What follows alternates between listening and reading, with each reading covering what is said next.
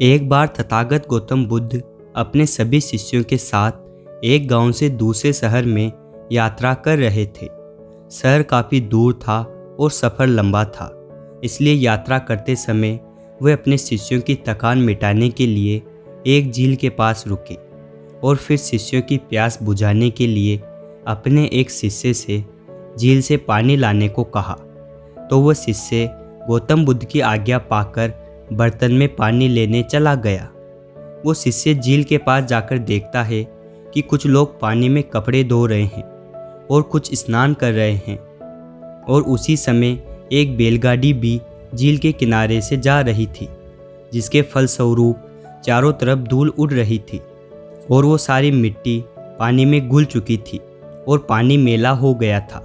यह सब देखकर वह शिष्य सोच में पड़ गया कि भला वो गंदा पानी कैसे महात्मा गौतम बुद्ध को पीने के लिए दे सकता है, और यही सोचकर वो वापस गौतम बुद्ध के पास चला आया और आकर बुद्ध से बोला, झील का पानी बहुत ही गंदा है और वो पीने के योग्य नहीं है। ऐसा कहकर उसने बुद्ध को सारी स्थिति बता दी।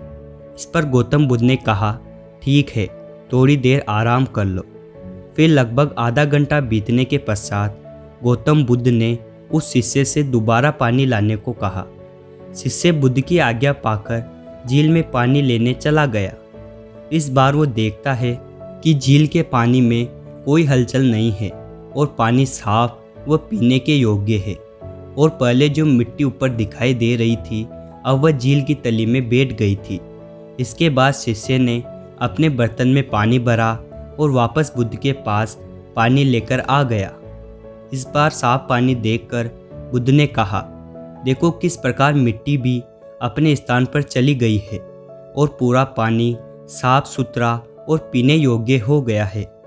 इसके लिए हमें कोई प्रयास नहीं करना पड़ा, बस अच्छे समय का इंतज़ार करना पड़ा और पानी अच्छा हो गया।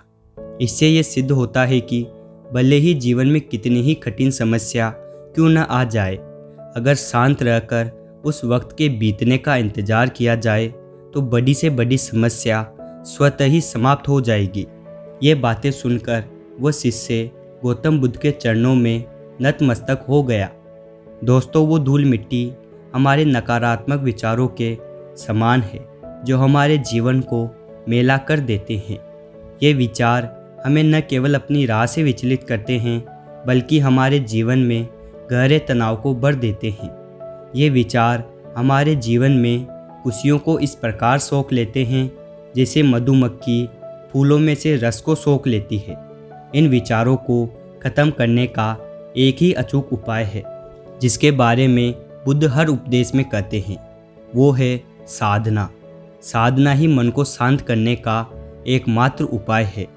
अगर हम अपने जीवन में से कुछ समय निकाल कर रोज़ाना साधना या मेडिटेशन करते हैं तो हमारा मन एक जगह केंद्रित हो जाता है और जीवन से नकारात्मक विचार स्वतः ही उस मिट्टी की तरह चले जाते हैं और हमारा मन उस जल की भांति शांत, स्थिर और स्वच्छ हो जाता है।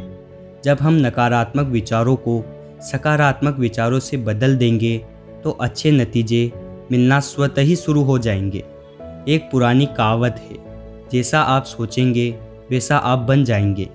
इसका मतलब अगर आप सकारात्मक विचार रखते हैं तो आप सकारात्मक बनेंगे, और अगर आप नकारात्मक विचार रखेंगे तो आप वैसे ही बन जाएंगे। दोस्तों, इसी संबंध में गौतम बुद्ध का एक प्रेरक प्रसंग बड़ा ही प्रचलित है। एक दिन गौतम बुद्ध से मिलने एक व्यक्ति पहुंचा। वह व्यक्ति बुद्ध से बोला कि मैं आपसे कुछ प्रश्न पूछना चाहता हूं, कृपया आप मेरे प्रश्नों के उत्तर दीजिए। बुद्ध ने देखा कि वह व्यक्ति बहुत ही अशांत लग रहा है। उन्होंने कहा कि मैं तुम्हारे सभी प्रश्नों के उत्तर दे दूंगा, लेकिन तुम्हें 1 साल तक मौन धारण करना होगा और एकांत में नित्य ही साधना करनी होगी। उसके बाद तुम जो भी पूछना चाहते हो पूछ सकते हो। मैं तुम्हें सारे प्रश्नों के उत्तर दे दूंगा। व्यक्ति ने बुद्ध की बात मान ली और मौन व्रत धारण कर लिया। अब वह पूरे समय मौन रहने लगा। कुछ ही दिनों में मौन की वजह से वह ध्यान में उतरने लगा था। उसका मन शांत होने लगा। मौन और ध्यान की वजह से उसके सभी प्रश्न खत्म होने लगे। इस तरह 1 साल बीत गया और वह एकदम शांत और प्रसन्न रहने लगा था।